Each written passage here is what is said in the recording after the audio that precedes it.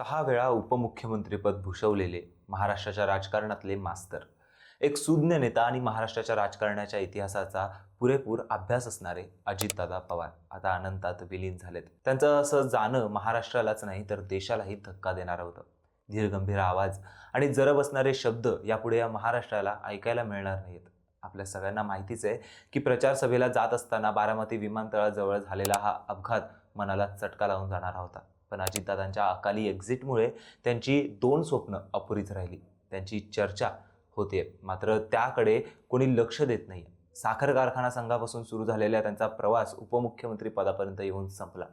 पण 2 गोष्टी मात्र दादा पूर्ण करू शकले नाही. त्याबद्दल आज मी तुम्हाला सविस्तर सांगणार आहे. नमस्कार, मी अर्णित जोशी आणि आपण पाहतायत कट टू कट. एक मुरब्बी राजकारणी, प्रशासन हाताळण्याची हातोटी आणि भिडस्त स्वभाव, कामाचा उरक आणि निखळ समोरच्याला आपलंसं करणारे भाषण यामुळेच अजितदादा आवडते राजकारणी होते. पण त्यांच्या अकाली विमान अपघातामुळे सगळेच सुन्न झालेत. ज्या बारामतीत त्यांनी आपल्या राजकीय जीवनाची सुरुवात केली तिथेच त्यांचा अंत झाला. पण त्यांच्या मृत्यूमुळे 2 स्वप्ने देखील अपूर्ण राहिली आहेत. त्यातील पहिलं स्वप्न होतं मुख्यमंत्री होण्याचं. अजित पवार यांनी सहकार क्षेत्राच्या माध्यमातून 1982 मध्ये राजकारणात प्रवेश केला. 1999 मध्ये अजित पवार यांना पहिल्यांदाच कॅबिनेट मंत्रीपद मिळाले. पुढे ते उपमुख्यमंत्री झाले, पण ते उपच्या पुढे जाऊ शकले नाहीत. एकदा तर राष्ट्रवादीच्या वाट्याला आलेले मुख्यमंत्रीपद गेल्याबद्दल खंत व्यक्त केली होती. राज्यात 2004 मध्ये झालेल्या विधानसभा सार्वत्रिक निवडणुकीत राष्ट्रवादी काँग्रेसला 71 जागा मिळाल्या होत्या, तर काँग्रेसला 69 जागा मिळाल्या. त्यामुळे पुढचा मुख्यमंत्री राष्ट्रवादीचा होणार असं सगळ्यांना वाटत होते. त्यावेळी आर.आर. पाटील, छगन भुजबळ आणि अजित पवार या 3ही नेत्यांपैकी एक जण मुख्यमंत्री होणार असं वाटत होतं. पण अचानक शरद पवार यांनी काँग्रेसची बोलणी करून मुख्यमंत्रीपद काँग्रेसला दिले. त्यावेळी विलासराव देशमुख मुख्यमंत्री झाले. मुख्यमंत्री पदाच्या बदल्यात पवारांनी 2 कॅबिनेट पद आणि एक अतिरिक्त राज्यमंत्री पद राष्ट्रवादीकडे घेतली. तसेच छगन भुजबळ यांच्या गळ्यात उपमुख्यमंत्री पदाची माळ पडली. मुख्यमंत्री पद हुकल्याची सल अजित पवारांच्या मनात शेवटपर्यंत राहिलीच. पण तेव्हापासून राष्ट्रवादीत छगन भुजबळ आणि अजित पवार असा सुप्त संघर्ष सुरू झाला. त्यावेळी अजितदादांना जलसंपदा, पाणी पुरवठा आणि स्वच्छता या खात्याचे मंत्रीपद मिळाले. मंत्रीपद चालून आलेले असतानाही त्यांना मुख्यमंत्रीपदाची संधी मिळाली नाही. 2004 मध्ये मुख्यमंत्रीपद सोडणे ही राष्ट्रवादीची सगळ्यात मोठी चूक होती अशी खंत त्यांनी व्यक्त केली. राज्याच्या 4 मुख्यमंत्र्यांच्या काळात अजित पवार यांनी 6 वेळा उपमुख्यमंत्रीपद होण्याचा विक्रम केला, परंतु मुख्यमंत्रीपदाने त्यांना नेहमीच हुलकावणी दिली. मुख्यमंत्रीपदावर बसण्याची इच्छा त्यांनी अनेकदा जाहीरपणे बोलून दाखवली होती. विशेष म्हणजे विधानसभा निवडणुकांवेळी राष्ट्रवादी काँग्रेस पक्षाचे नेते आणि कार्यकर्ते अजित पवार मुख्यमंत्री होतील अशी इच्छा देखील बोलून दाखवत होते.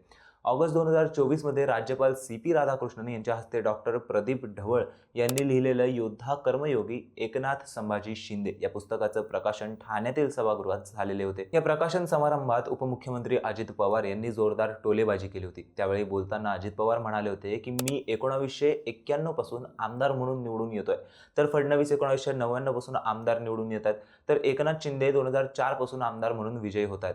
पण दोघेही मुख्यमंत्री झाले आणि मी सिनियर असून सुद्धा उपमुख्यमंत्रीच राहिलो. फडणवीस साहेब एकनाथ शिंदेंना सांगितलं तुम्ही इतके आमदार घेऊन आला तर मुख्यमंत्री करणार. मला सांगायचं मी पार्टीच आणली असती. शेवटी नशिबात असतं तेच होतं असं देखील अजित पवार म्हणाले होते. त्याचबरोबर काही माध्यमांना दिलेल्या मुलाखतीतही आपल्याला मुख्यमंत्री व्हायला आवडेल असं त्यांनी स्पष्टपणे सांगितलं होतं.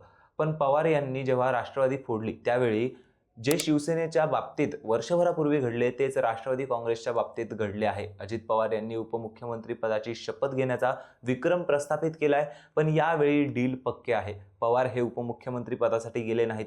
लवकरच घटनेनुसार एकनाथ शिंदे व त्यांच्या फुटीर आमदारांचे विसर्जन होईल व अजित पवारांना सिंहासनावर बसवले जाईल असा दावा सामन्यातून करण्यात आला होता. एप्रिल 2023 मध्ये अजित पवार म्हणाले होते की मी 2024 ची वाट कशाला बघू, मी आता देखील राज्याचा मुख्यमंत्री पदाची जबाबदारी स्वीकारायला तयार आहे. पृथ्वीराज चव्हाण आणि उद्धव ठाकरे या दोन्हींसोबत मी काम केलं आहे. उद्धव ठाकरे यांच्यासोबत आनंदाने तर पृथ्वीराज चव्हाण यांच्यासोबत वरिष्ठांनी सांगितले म्हणून काम केले असंही त्यांनी म्हटले आहे. राष्ट्रवादीला उपमुख्यमंत्री पदाचं अजिबात आकर्षण नाही, पण प्रत्येक वेळी एकतर आमच्या जागा कमी आल्या किंवा मुख्यमंत्री पदाची संधी असताना वरिष्ठ पातळीवर काही वेगळा निर्णय झाला आणि ती संधी गमावली असंही अजित पवार यांनी पुन्हा म्हटले होते. सप्टेंबर 2024 मध्ये मुंबईत आयोजित करण्यात आलेल्या इंडिया टुडे कॉन्क्लेव्हमध्ये अजित पवार यांनी राज्याच्या राजकारणाबाबत आपलं मत स्पष्टपणे मांडलं. त्यावेळी अजित पवार यांना मुख्यमंत्री पदाबाबत विचारलं असताना ते म्हणाले की मला मुख्यमंत्री बनायचंय, पण आमची गाडी इथेच अडकते. त्याला काय करणार?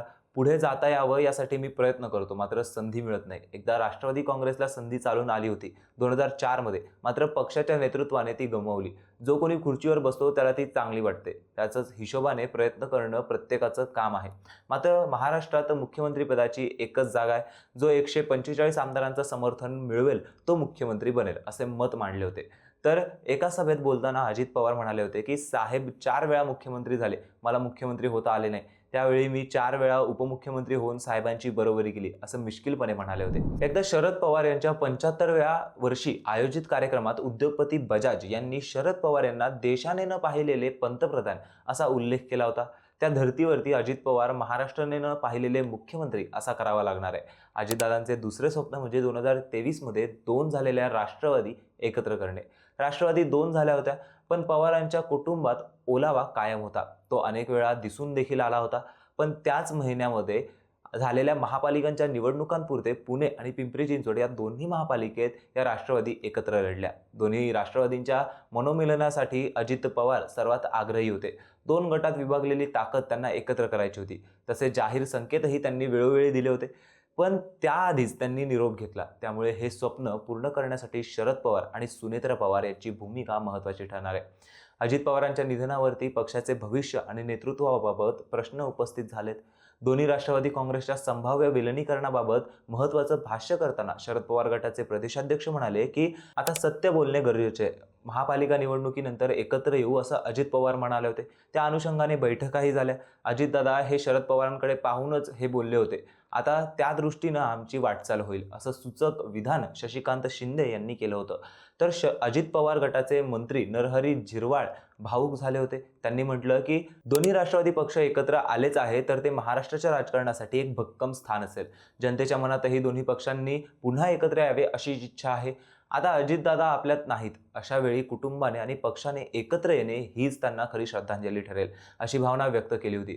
आता पुढील काही दिवसात खासदार सुनेत्रा पवार यांची हंगामी अध्यक्ष म्हणून निवड होण्याची शक्यता वर्तवली जाते. मात्र सुनेत्रा पवार यांच्याकडे संघटनात्मक किंवा थेट राजकीय अनुभव नसल्याने ही बाब पक्षासाठी अडचणीची ठरू शकते. तसेच मुलगा पार्थ पवार आणि जय पवार यांच्याकडेही नेतृत्वाची जबाबदारी सोपवण्यात का पुरेसा अनुभव नसल्याचं बोललं जात आहे. दरम्यान दोन्ही राष्ट्रवादी काँग्रेस एकत्र येण्याबाबत सकारात्मक आणि नकारात्मक दोन्ही शक्यता सध्या नाकारता येत नाहीत.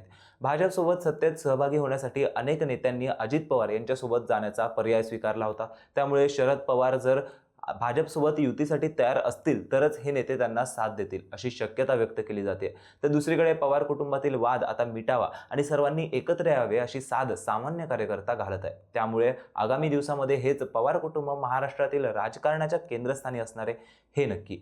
या सगळ्याबद्दल तुमचं मत काय? कमेंट करून नक्की सांगा आणि अशाच रोजच्या घडामोडींसाठी कट टू कटला नक्की सबस्क्राईब करा.